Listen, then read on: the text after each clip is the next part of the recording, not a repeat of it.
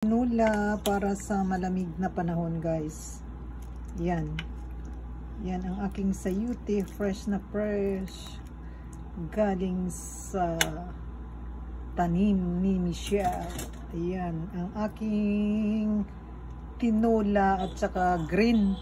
Yang green peas daw ang pangalan nito, guys. Ayan, oh. Ayan, very healthy. At saka may nakaharvest ako ng aking malunggay. Yan, malunggay.